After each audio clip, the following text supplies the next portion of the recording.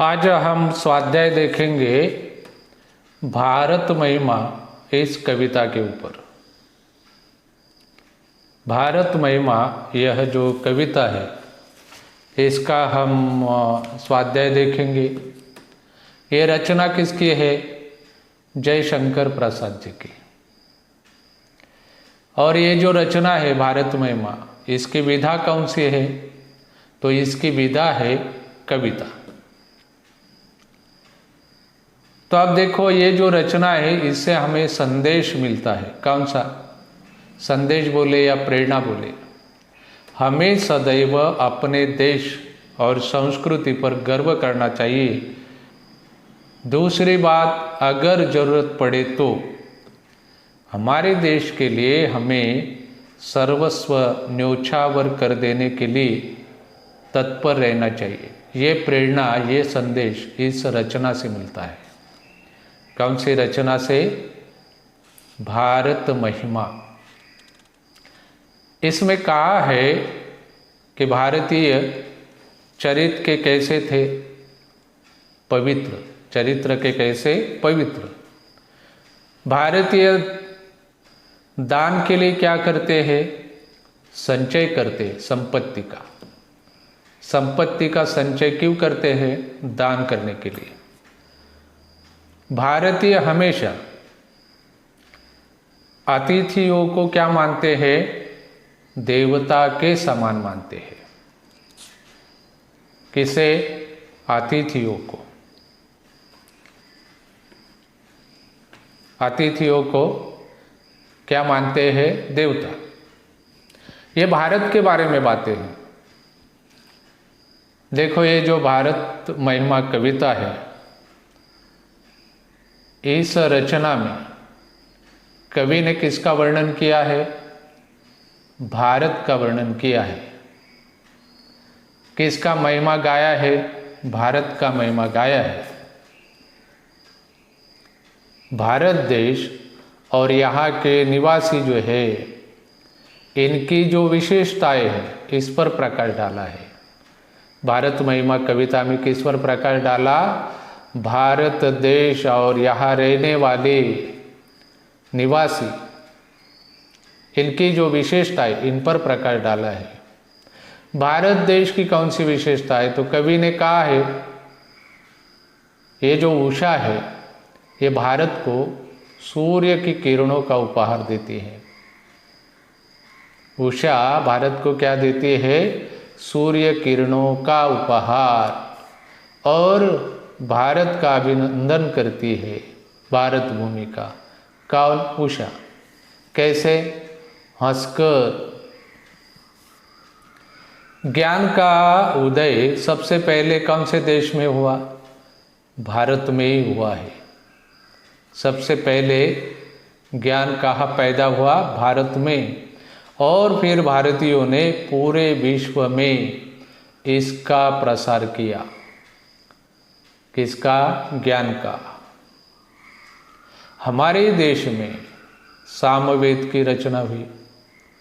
सामवेद जो है ये संगीत का वेद है, संगीत का ग्रंथ है। तो इसकी रचना भारत में हुई।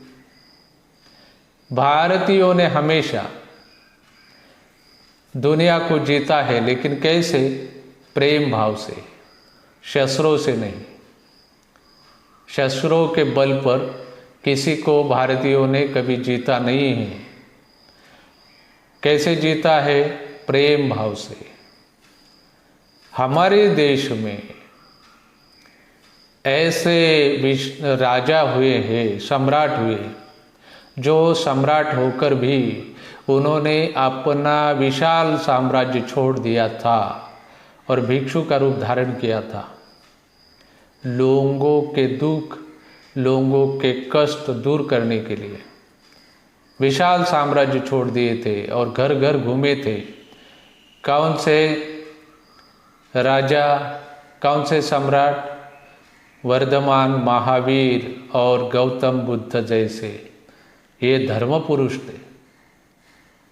धर्म का विचार लेकर लोगों का कष्ट, लोगों का दुख दूर करने के लिए इन्होंने साम्राज्य छोड़ दिया था।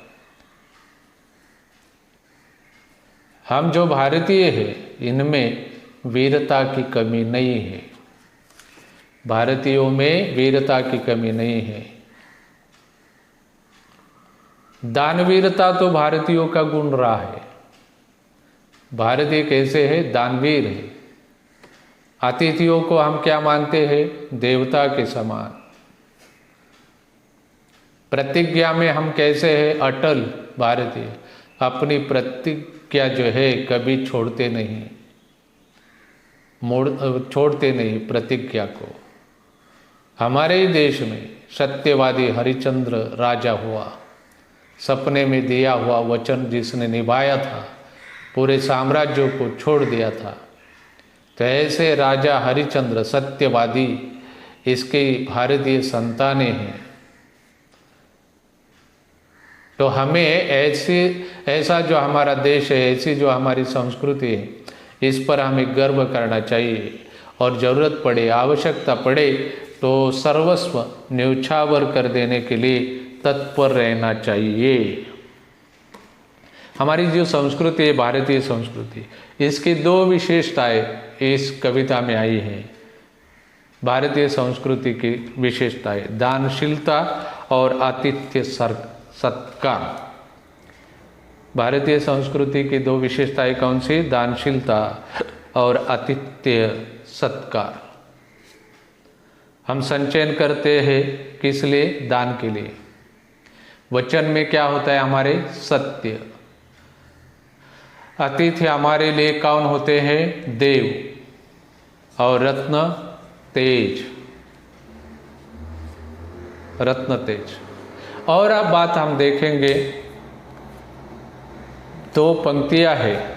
हमारे संचयन में था दान, अतिथि थे सदा हमारे देव, वचन में सत्य, हृदय में तेज, प्रतिज्ञा में रहती थी टेव। ये जो पद्यांश है, पंक्ति है, पद्य पंक्ति, तो इसका भावार्थ क्या है? हमारे संचयन में था दान। हम भारतीय जो है दीन दुखियों की सेवा के लिए तत्पर रहते हैं। हम संग्रह करते हैं, भारतीय धन संपत्ति का संग्रह करते हैं, लेकिन किस लिए? दान के लिए। संचयन में था दान, अतिथि थे हमारे देव। हम दानशूर हैं, दान के लिए संपत्ति धन का संग्रह करते हैं। महर्षि दधीची और कर्ण, ये जो दानवीर है, दानशूर है, दुनिया में इनके जैसा कोई दानवीर नहीं हुआ। ये भारत के ही है। कौन कौन? महर्षि और महर्षि दधीची और कर्ण। भारत देश में अतिथियों को देवता के समान माना जाता है। अतिथि थे देव, वचन में सत्य, हमारे वचन में सत्य रहता है। हम झूठ का सहारा नहीं लेते, वचन सत्य रहता है। भारतीय सत्यवादी हरिश्चंद्र की संतानें हैं। हृदय में तेज, वचन में सत्य है, संचयन दान के लिए है, तो हमारे हृदय में क्या है? तेज है। और प्रतिज्ञा के बारे में भारतीय जो है ये मानते हैं प्राण जाए पर वचन न जाए। ऐसा भावार्थ हम लिख सकते हैं इन पंक्तियों का। हमारे संचयन में था दान, अतिथि थे सदा हमारे देव, वचन में सत्य, हृदय में तेज, प्रतिज्ञा में रहती टेव। ये हम लिख सकते हैं। दूसरे एक पद्य पंक्ति हम देखेंगे।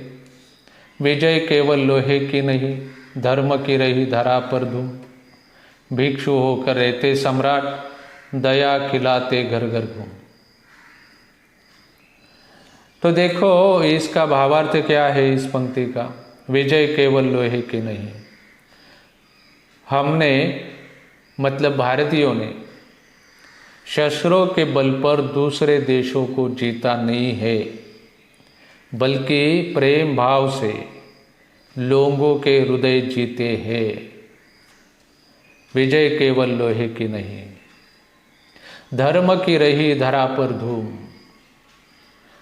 प्राचीन काल में भारत में लोगों के मन में धर्म की भावना रही है। यहाँ वर्धमान महावीर और गौतम बुद्ध जैसे त्यागी धर्म पुरुष हुए हैं। धर्म की रही धरा पर धूम, जिन्होंने अपना विशाल साम्राज्य छोड़कर भिक्षु का रूप धारण किया और घर घर घूमकर भिक्षु होकर रहते सम्राट दया खिलाते घर घर घूमकर लोगों का कष्ट दूर करने का प्रयास किया है और धर्म का प्रसार किया है। विजय केवल लोहे की नहीं, धर्म की रही धरा पर धूम, भिक्षु होकर रहते सम्राट दया खिलाते घर घर घूम। हमने गौरी को दान दिया था, किसका? दया का। गौरी को किसका दान दिया था? दया का। भारत पर हमेशा, भारतीय धरती पर किसकी धूम रही है? धर्म की धूम रही है। ये जो भारत महिमा कविता है, इसमें दो देशों के नाम आए हैं। एक है चीन और दूसरा है सिंहल, मतलब श्रीलंका। दो धातुओं के भी नाम आए हैं इस कविता में।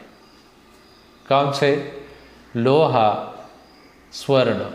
लोहा और स्वर्ण। अब देखो, और एक बात है कि हम कहीं से आए नहीं, हम कहीं से आए नहीं थे। ये जो पंक्ति है, तो इसका मतलब क्या है? हम भारतवासी जो है किसी अन्य देश से आकर यहाँ बसे नहीं हैं। हम मूल यहाँ के निवासी हैं, कहीं से हम आए नहीं थे।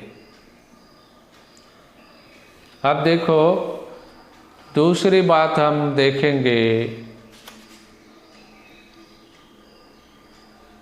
भारत देश जो है हिमालय के आंगन के समान है।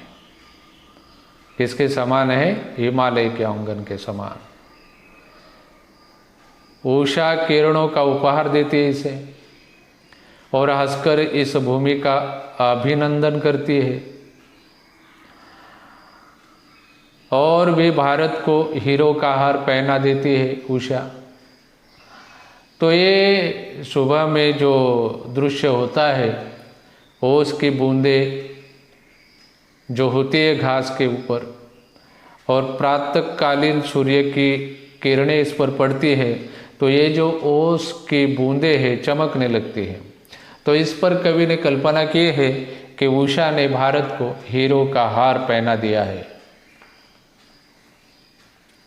इस तरह हम इस भारत महिमा जो कविता है, इसका स्वाध्याय कर सकते हैं। इसमें जो महत्वपूर्ण बातें आई हैं, इसकी हमने चर्चा की है।